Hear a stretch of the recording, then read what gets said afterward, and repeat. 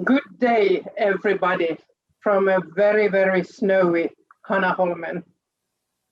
We're starting a new year with today's first Hanaholmen webinar discussion about economy, trade, and business in the time of COVID, Brexit, geopolitical changes, new US regime. How will Finland and Sweden cope with these challenges ahead? I'm so happy to welcome Minister for Enterprise Ibrahim Baylan and Minister of Economic Affairs Mika Lintilä. The Dean of Aalto University School of Business, Professor Timo Korkeamäki, is going to facilitate this interesting coming discussion. Before I give the floor to Professor Timo Korkeamäki, I want to remind about our next debate that is about the situation in Belarus. Finland's and Sweden's foreign ministers Ann Linde and Pekka Haavisto are here with us next week, the 21st of January. Also next week, on January the 19th, we are conducting the Future Forum with the Royal Academy of Engineering Societies in Sweden on the theme, everything should be electrified, but will there be electricity and where will it come from? But now, dear friends, back to today's debate, and please now I give the floor to Professor Korkeamäki. Looking forward to an interesting discussion. Thank you very much for that introduction, and welcome to you all on my behalf as well. Indeed, we're going to talk about commerce today, and to get us into the topic, it would be an understatement to say that we're living in a time of fast and unpredictable changes to the global business climate. I don't think any of us had the crystal ball that could have told us 10 years ago how the global commerce looks like today, with all the major players having gone through very, very significant shifts. And that includes the US, the UK, the EU, and also China. Of course, besides this geopolitical volatility, we're facing a lot of other types of uncertainty in today's business climate as well. We have the global warming really taken up, and the awareness of it is fast increasing amongst public, and there is a mounting pressure to do something about it. Of course, on top of everything else, during the last year, we have lived through the COVID pandemic, and that COVID pandemic has changed pretty much everything we do in global business. We can no longer travel internationally at the moment, and especially some certain industries are under very serious strain as we speak. Pretty much all global companies have been forced in a very quick manner to rethink their business models. So these are broadly, this uncertainty and the responses to it is our topic today. Of course, stability and predictability are the prerequisites that people often see for economic growth, and especially investments that fuel that growth. And the Nordic countries are known for their stability.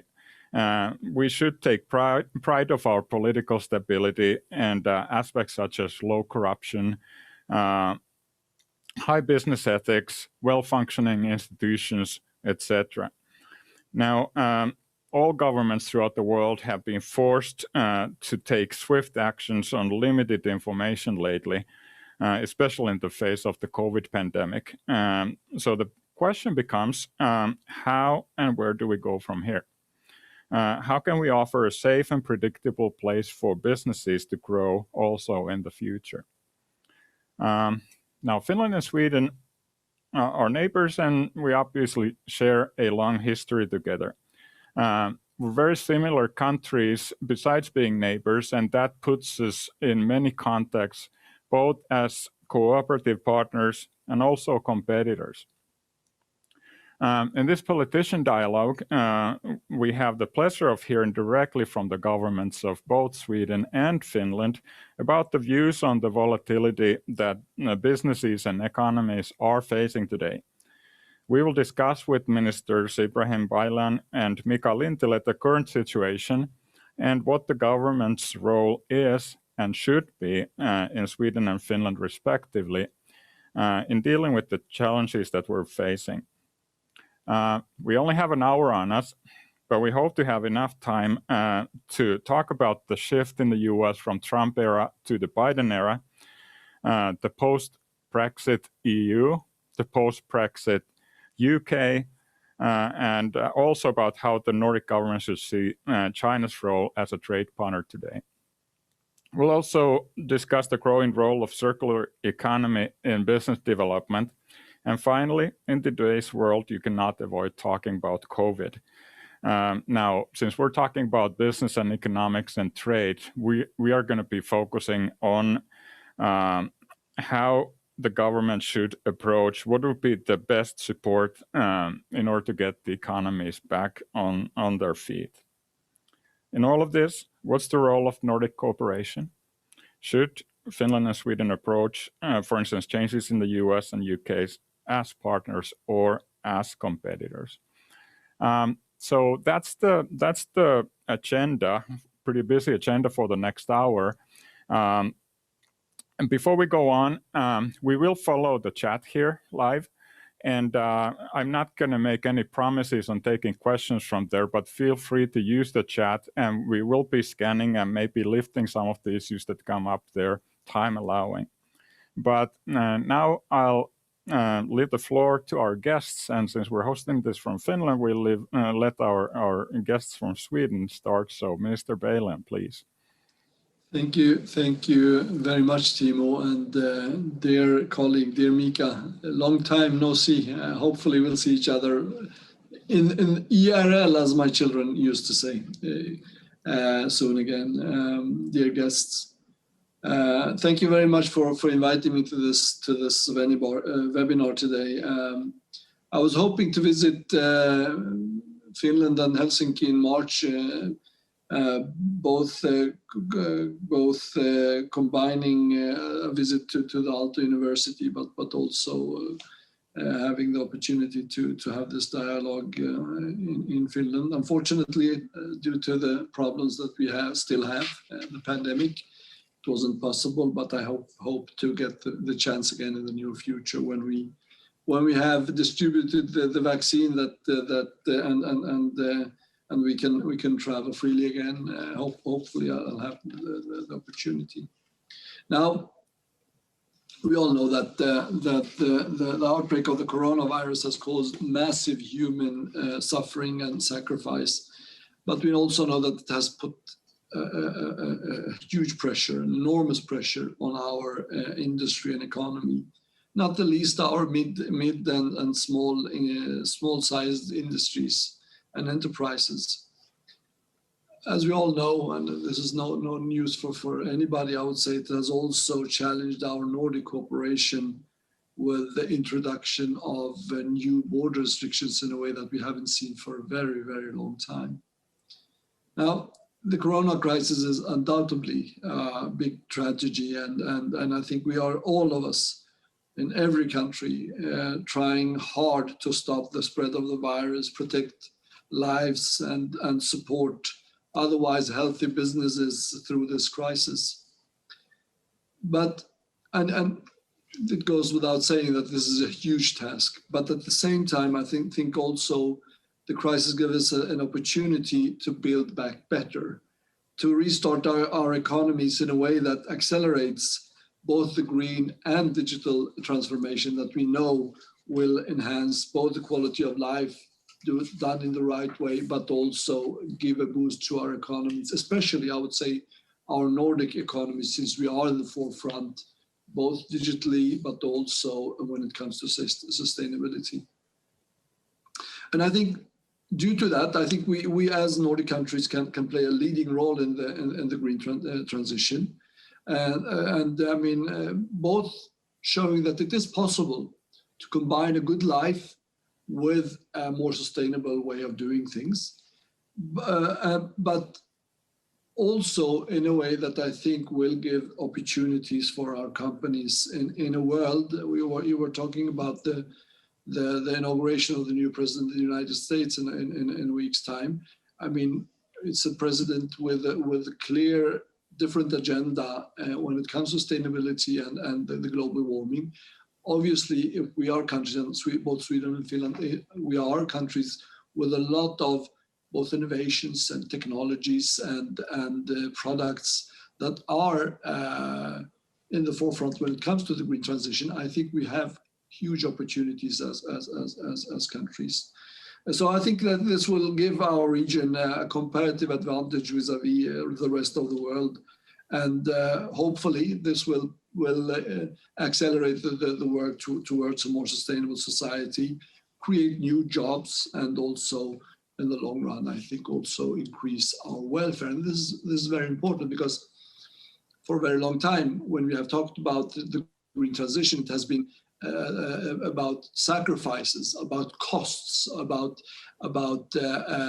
maybe I think people have also heard a worse way of life than we are used to. But I think with the transition, with the technological development that we have seen, I think this could be totally different, and it could create a more even stronger welfare societies in the Nordic countries done the right way. So I think Sweden and Finland should continue to be the strong advocates for the green and digital transition, also in the on the European level.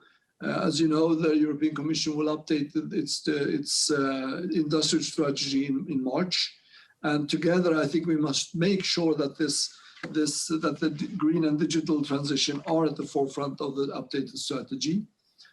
Moreover, as small, relatively small and open economies, I think it is very important that we make sure that the EU does not deviate from the policies that have served us so well. A strong and well-functioning single market being the chiefest of them, an open trade policy with clear rules and strong competition policy, delivering a proactive response to structural change. I think this is important since, as you are mentioning, we are in a shifting geopolitical situation globally, and I think we have to do our best to strengthen the European Union, but also maintain what has been very, very good rule-based order in the European Union, and hopefully globally in the long run. So thank you very much, and I'm looking forward to the discussion, or to put it in other words, kiitos paljon. Thank you very much. I failed to mention, by the way, I was looking at your CV and realized that we have overlapped at Umeå Universitet in the early 90s, but I'm not sure if we met then, but I hope to meet you when you do make it over to Helsinki area and Aalto. So thank you, and we give the floor to Minister Lintilä next, please. Dear honored participants and dear colleague, Minister Baylan, good afternoon, and first of all, Better New Year for everybody. I'm delighted to be able to participate in this discussion today with my good friend, colleague from Sweden, Minister Ibrahim Baylan, to discuss three global challenges: geopolitical sustainability and COVID-19, and how Finland has approached these. I look forward to hearing the views of my close Nordic colleagues, Mr. Ibrahim, regarding these topics. In my introduction, I would like to highlight 3 points. First, Finland is committed to reaching our national carbon neutrality objective by 2035 as the world's first fossil-free society. A practical example of this are the low-carbon roadmaps developed by different sectors. I'm happy to say that Finnish government's carbon neutrality target, that is less than 15 years ahead, has been well researched and responded by the industry sectors as well. I see that the government's role is to create the conditions for companies to invest and innovative on a large scale. Despite these prevailing challenging conditions, I'm glad that we are able to meet virtually. This brings me to my second point, digitalization, which is the key in achieving climate and sustainability goals. Both Finland and Sweden rank well at the Digital Economy and Society Index last year. Actually, Finland was first and Sweden was second. Digitalization during the COVID-19 pandemic has taken huge leaps regarding remote works and modus of operating. This brings me to my third point, which is COVID-19.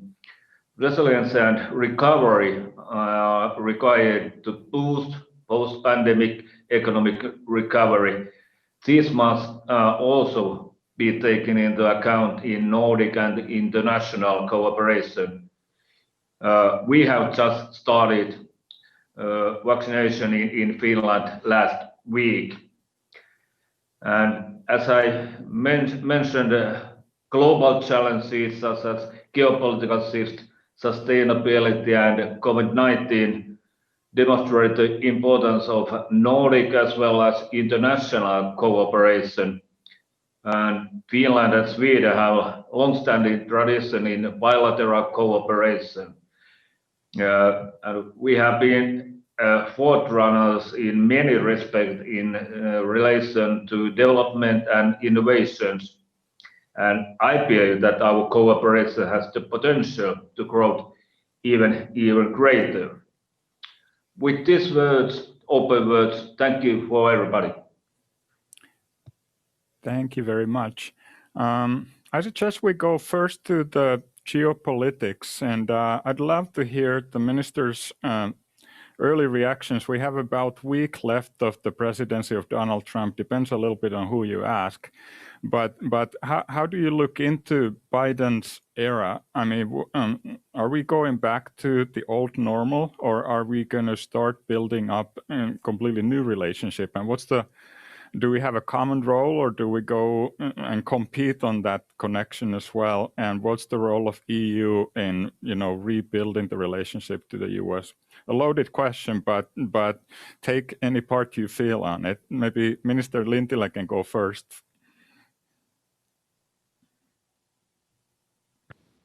Of course, everybody knows state's role in, if we think globally, in the economic sector or financial sector.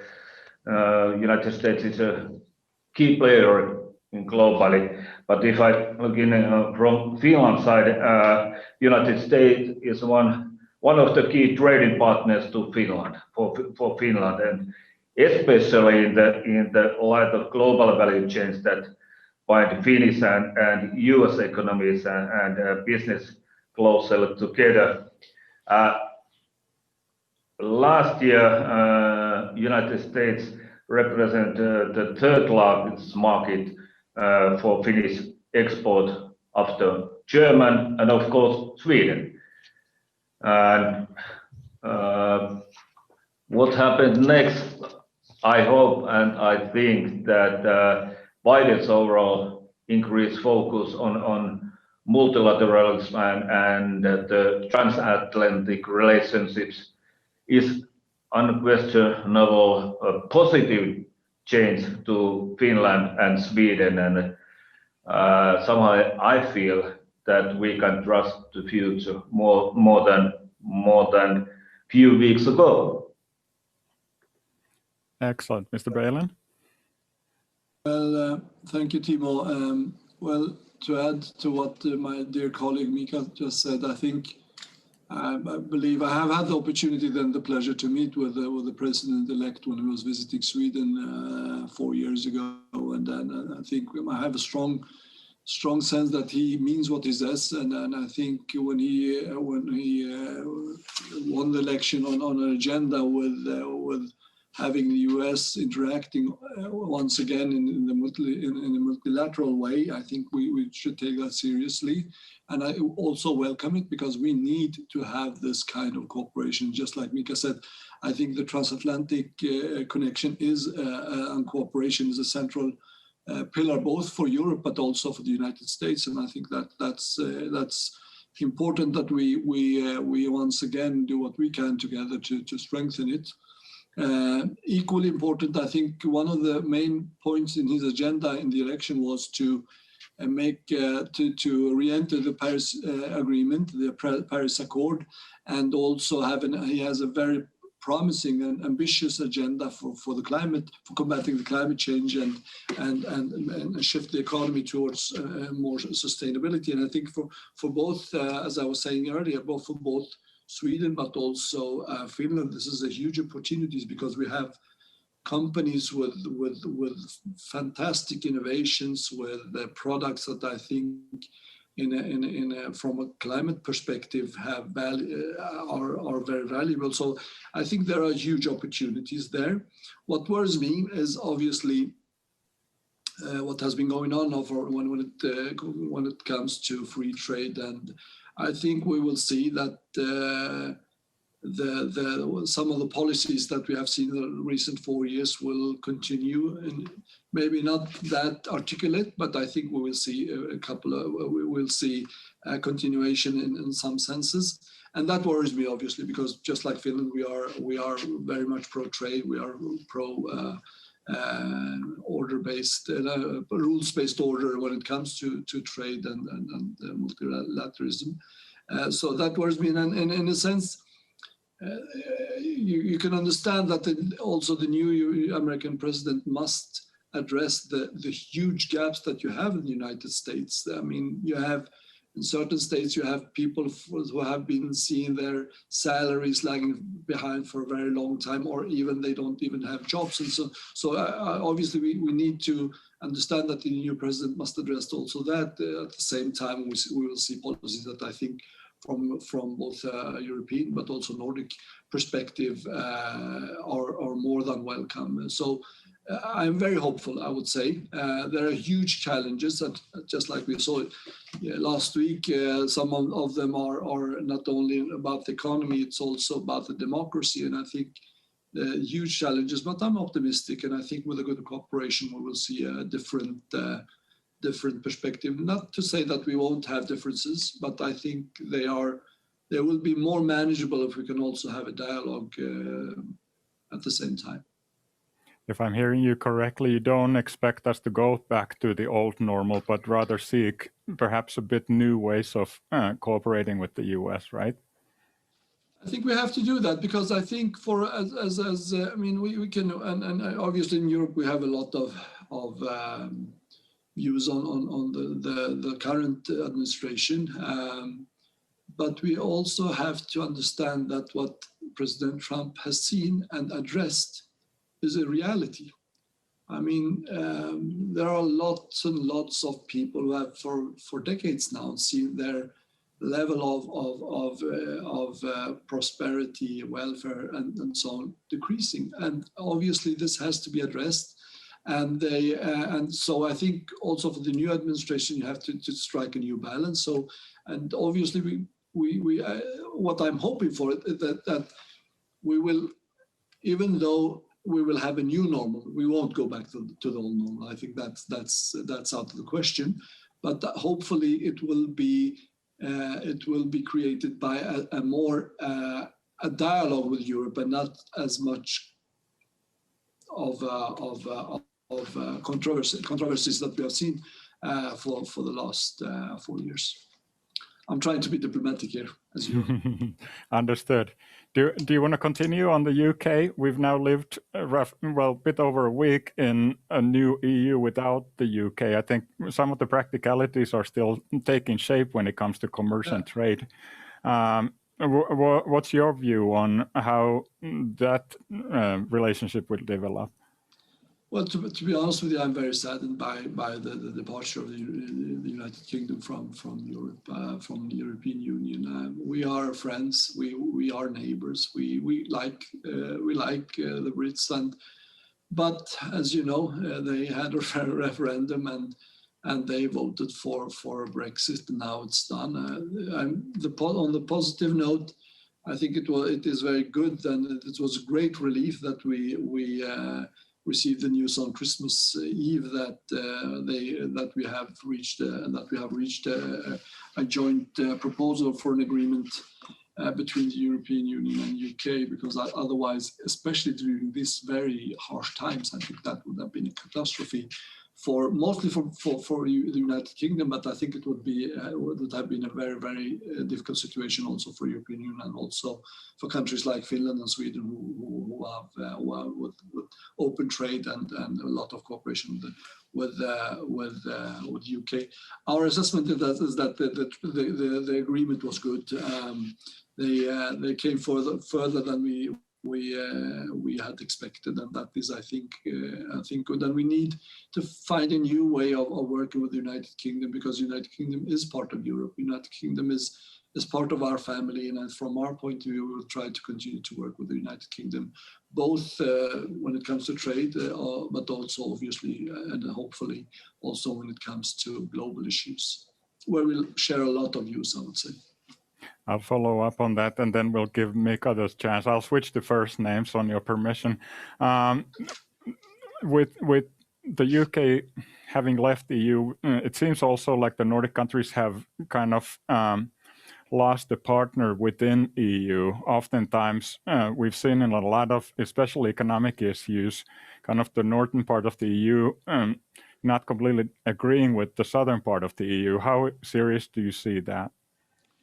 Well, it is to be honest, Timo, it is obvious that is the case, and we need to find a new balance, a new normal, also within the European Union, within the councils, both unilaterally, but I think also within the Nordic cooperation, because obviously Finland and Norway and Sweden, as members of the European Union, mostly with similar interests, need to find a way of finding new cooperations with the bigger countries like Germany, like France, because otherwise I think it would be very bad for the European Union if we have a situation where only the bigger countries like Germany, Italy, France and Spain are the ones who have an influence on the development. And I think from that sense, I think it's even more important than before that we try to cooperate between the Nordic countries. Let me give you just one example that is hugely important for us, maybe not so much for other countries in the Union, on the continent.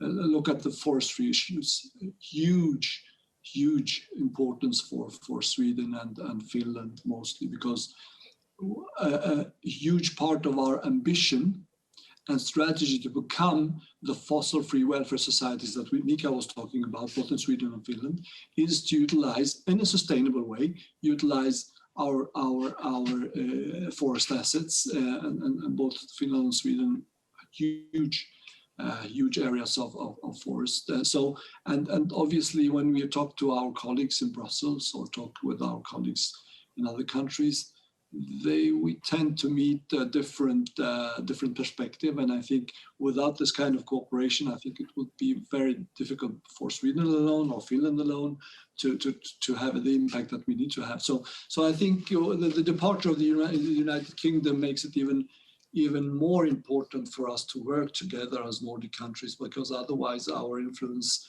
in economical issues, but also other issues would be diminished, and that I think would be bad for us, obviously, but I think it would also be bad for the European Union in the long run. Makes sense. Mika, please.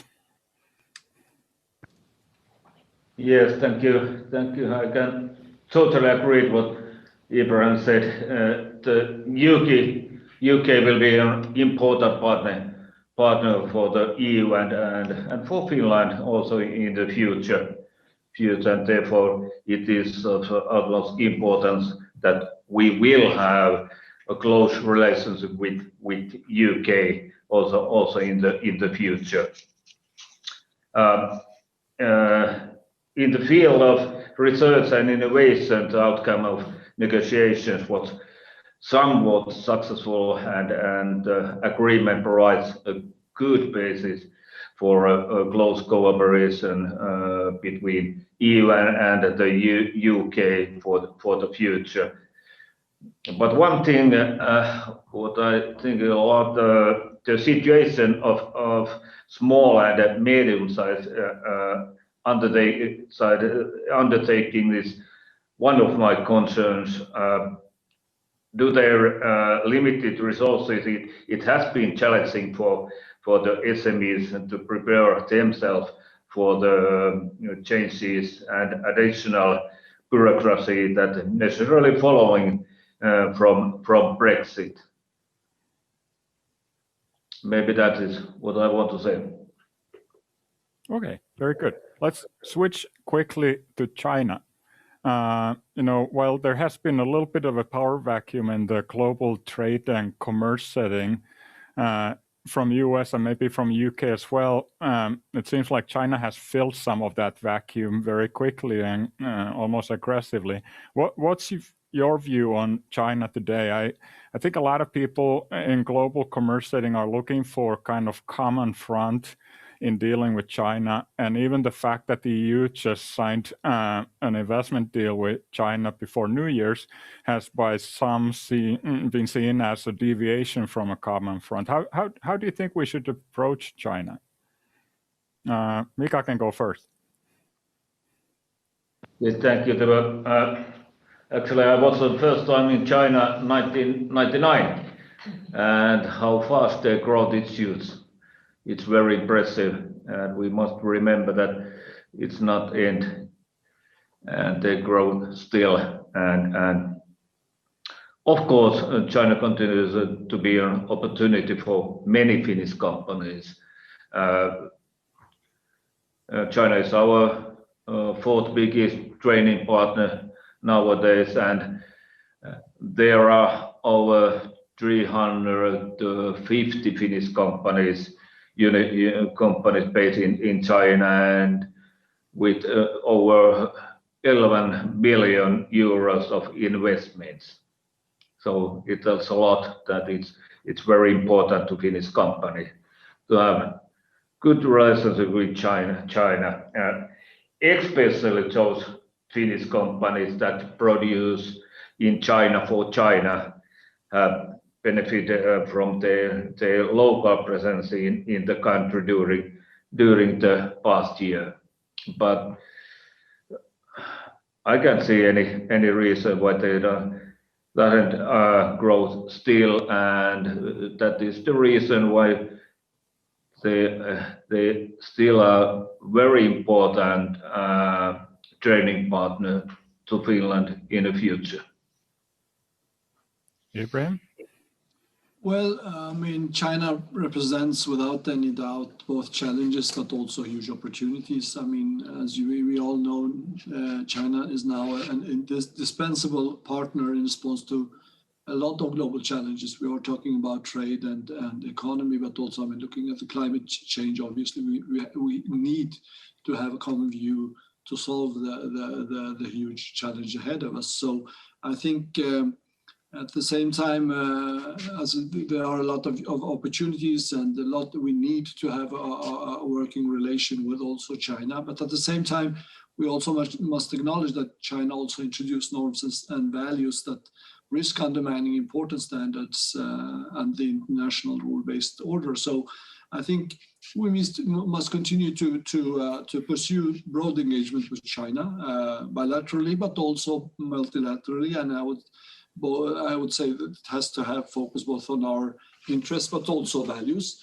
And from my point of view, I think the best way of doing it is doing it as a bloc, as European Union, because when we're looking at China, we see a huge economy, a huge country, and it's obviously true in both senses. But you have also to remember that European Union as a bloc is also China's largest trading partner. So we are also a big market for also Chinese companies and Chinese products. And I think we need to have that confidence also when we deal when we have dealings with China, which we should have, obviously. And I think you were mentioning the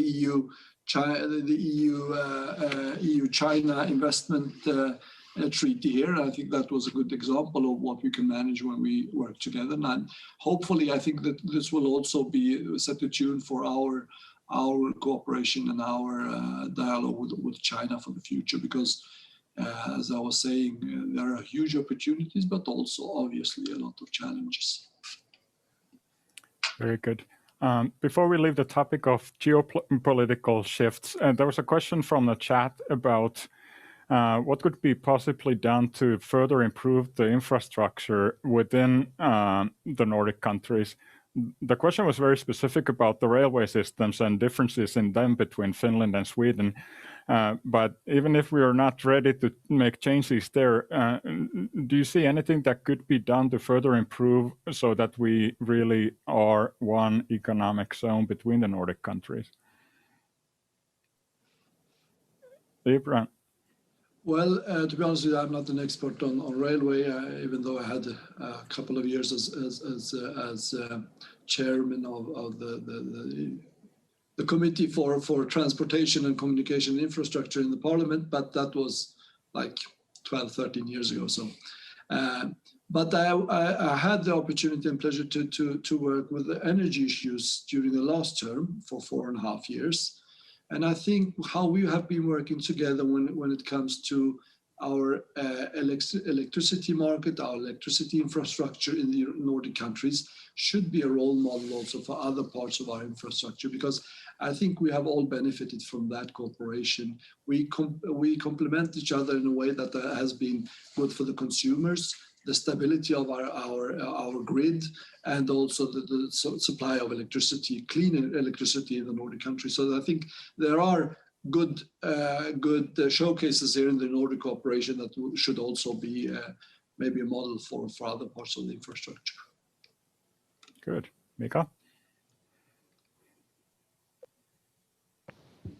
Good question, but I think that it's a rather big challenge to take infrastructure together, for example, railway and so on. And of course, it depends what infrastructure we talk about. We have something in the marine sector where we can find something, but what is the railway sector and so on? But maybe what happened in the digitalized sector, that could be possible that we can do some kind of cooperation in that sector. Go ahead, Ibrahim. Timo, we must also remember, and I think this is an important issue when we're talking, our prime ministers have agreed that to make, the Nordic prime ministers, I would say, has agreed to make the Nordic region the most integrated region in the world. I think it was to 2030 or something like that. And obviously you cannot do that if you don't also cooperate when it comes to infrastructure, because physically you need to more integrate more, and that's why I'm mentioning the electric sector, because we have been cooperating for a long time there. And I think that could be a good model, even though we have also challenges there. Yes, and I would also think you mentioned earlier about our Nordic countries perhaps growing role within the EU, so that way we can also build cohesiveness here, I think. But Mika, go ahead. And of course, we are ready to do cooperation if we think, for example, innovation sector, research, and so on. Yeah, I think too. There's a lot to be gained from further. I mean, we do a lot together, obviously today, but we are so close, both culturally and geographically. So I think there's room for growth. Let's switch to sustainability for a second. We actually, you both got to talk a little bit about circular economy already, and that, of course, it's a topic that is impossible to avoid these days. As I mentioned in the opening, we have the public really waking up to the concerns. One of the classical issues we're supposedly talking about global trade here and global economy, one of the classical arguments is that, whether you should do sustainability home or whether you should take a global view. There's a lot of people who say that, okay, we can be as circular as ever here in Finland and Sweden, but it won't make a difference because we're such a small part of the global economy. Some companies have been blamed for exporting their problems elsewhere while being clean home. Do you have views on how we go forward on that front? Maybe Mika first. First of all, I have to say that climate change is our biggest challenge nowadays, and it's a biggest challenge, but it's also a possibility. Because if we think globally drivers for investments, almost everything have some kind of contact with climate change to tackle climate change. And I think that could be a big possibility to Finland and Sweden. Of course, as the world's most innovative countries, Sweden and Finland have good starting position with the view to increase our global competitiveness. And Nordic countries are equipped to lead by example and show others how companies can target investment in a sustainable way. Regarding this issue, Finland and Sweden share a similar and forward-looking approach. We have good cooperation at the EU level, and we also belong to same like-minded group together with several other member states.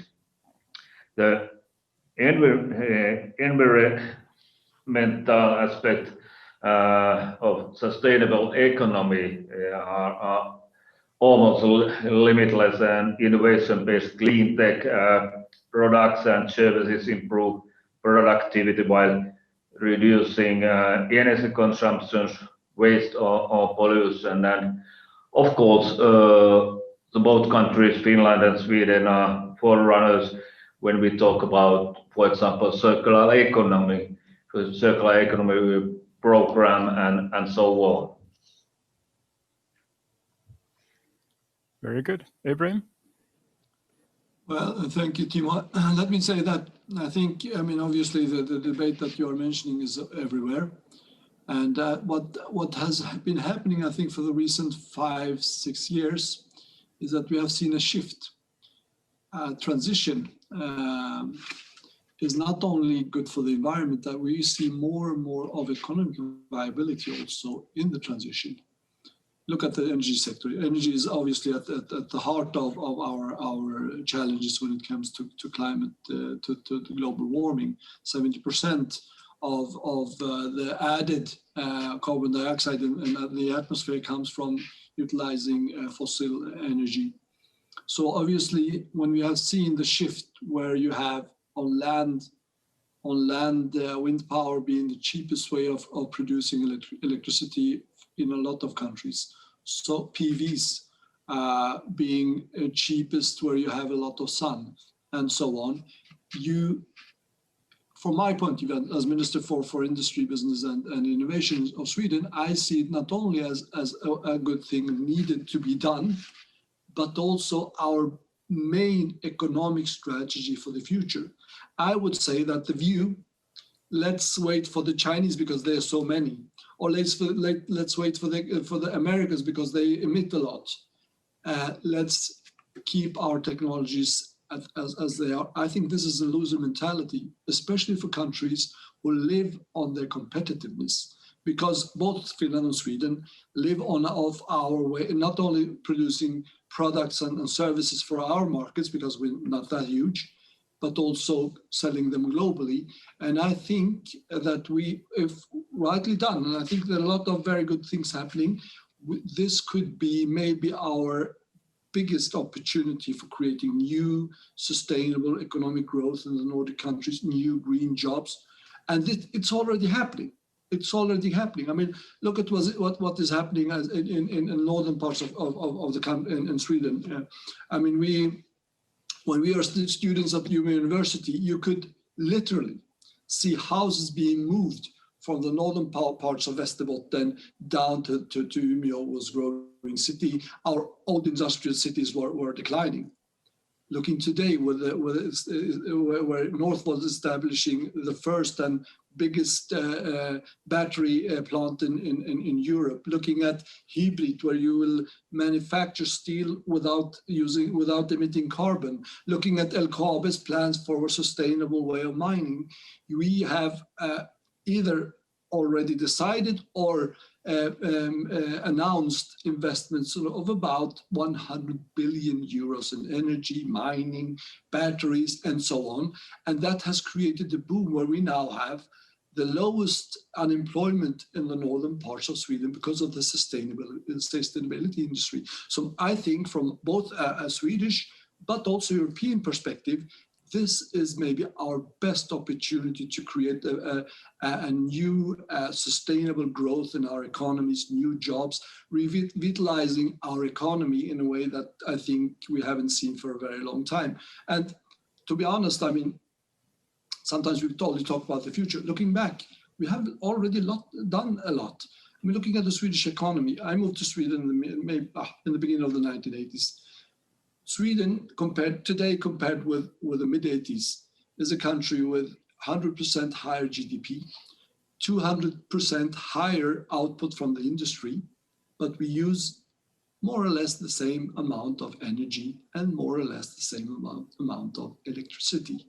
So I think that the old rule that you have a trade-off between jobs, economic growth, or sustainability, it's something that has the technologies have far outpaced these kind of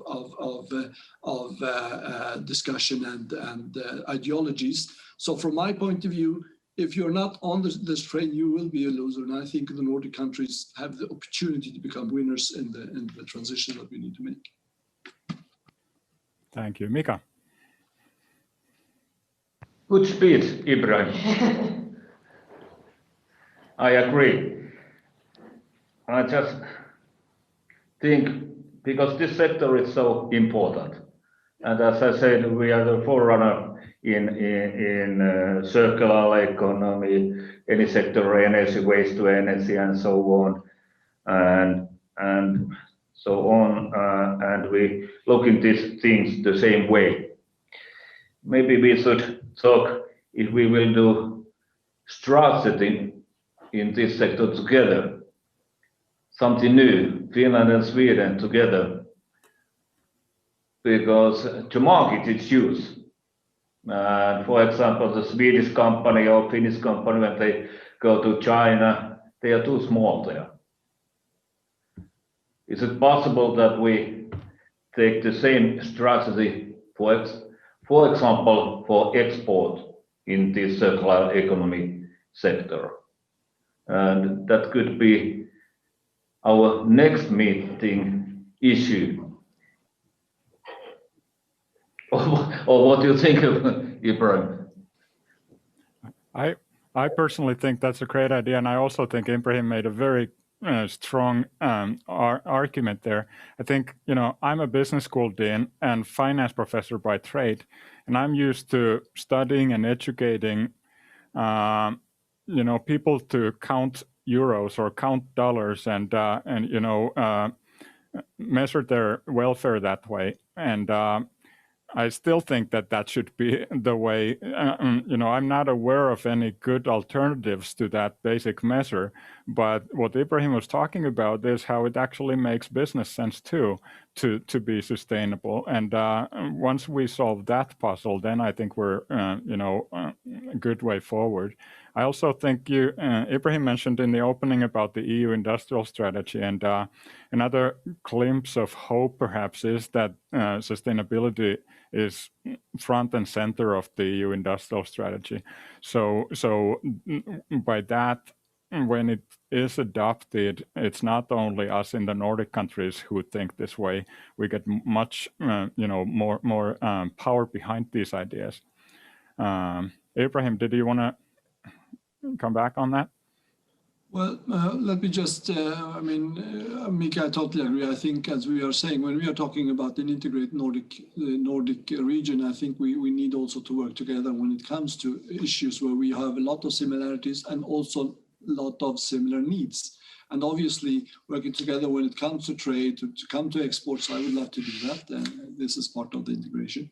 Look, coming back to the EU industry strategy, I think that there are huge opportunities there here, and as Mika knows, when we are debating in the council and also bilaterally with our colleagues in countries like France, countries like Germany, there are a lot of similarities without any doubt, but there are also issues that where we have different views. And I think from that sense, I think both for Sweden and Finland, it is important to be very active here to get a strategy with a focus on digitalization, because as we have seen during this pandemic, the huge development here that I think will have an impact on all parts of society for a very long time, but also the needed transition to see it as an opportunity for our companies, for our countries globally.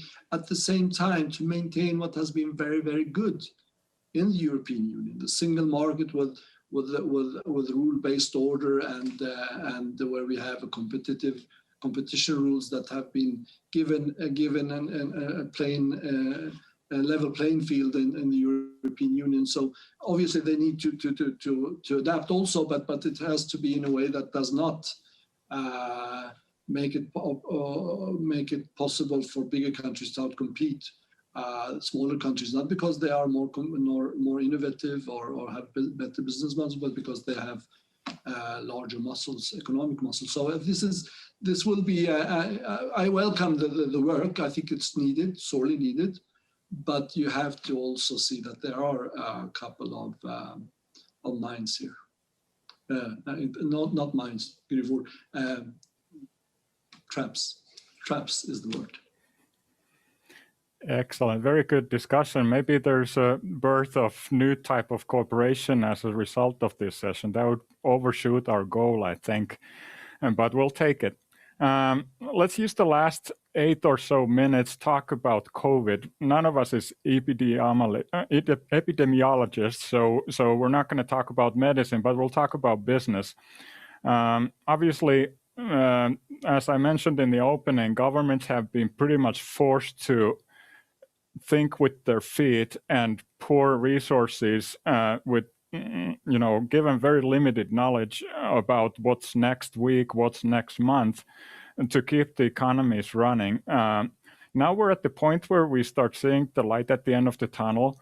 And we have, we lived almost a year of COVID time, so we also know much more about its effects. So what are the next steps from here?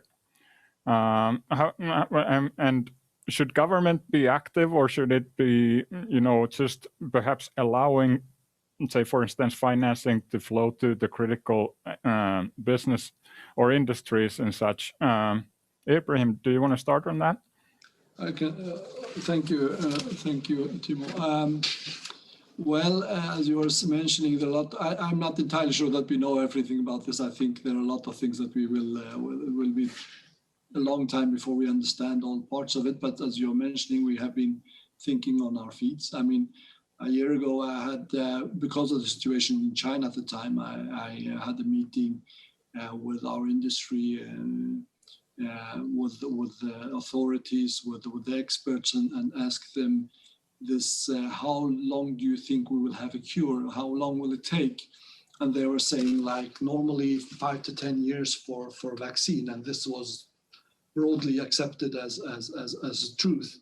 And now 10, 11 months later, we are now distributing vaccine in a way that I think shows me that we are hugely capable when we focus as societies and cooperate with each other. So from my point of view, we will continue to distribute the vaccines, and I think the cooperation with the European Union here has been very good. And I think we will need also to kickstart the economy. I don't think we can say that, well, we have done a lot of support schemes to mitigate the effects, but now you're not on your own. But I think we will continue to try to together with the industry to try to kickstart the economy to save healthy companies. Due to that, we have introduced the largest budget we have ever done. Any Swedish government have ever, with new added investments of approximately 10 billion euro for this year, and add to that all the support schemes. I think we are now up to maybe 30 billion euros there. So I think we will have to continue to work, but it is equally important when I'm talking about this that we have a direction, and the direction from our point of view is the green transition, and it is the digitalization, because I think that will be the core of our competitiveness in the long run. Excellent. Mika? Yes, first of all, I have to say that there was a lot of smoke on the water, but now we can see a little bit of light thanks for vaccination. And of course it takes time. If we think, for example, private consumption, it depends how long it takes that we tackle that mental virus what we have. For example, traveling and so on, people can't travel and so on. It takes time. But in national plans and in Finland, in response to the acute corona crisis, the government prepared an aid package to support companies, and our corona instruments have been made for business development, and what company need is help in the acute cash crisis. In order to better meet the needs of our company, we have introduced a corona instrument, call it business cost support. With this support, companies can cover fixed cost and so on. After the acute corona situation, we have started planning recovery measures in order to continue on the path of sustainable economic growth. But we have the same challenge. Nobody knows what happened next. Everything happens so fast, and like I said, now we have actually first light vaccination, but nobody knows how long it takes and so on. But this could be a good start for this year. Very good. Quickly for last, and this may be too early to answer at this point, but given that our systems and our governments have been put through a serious test in the last year or so, have we learned anything in preparedness? If there was one thing that you could change in terms of where we stood exactly a year ago in preparedness for crisis, what would that be? Mika, you want to go first?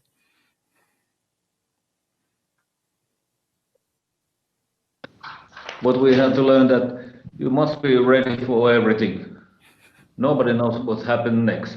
And I'm sure that this is not the last time, unfortunately.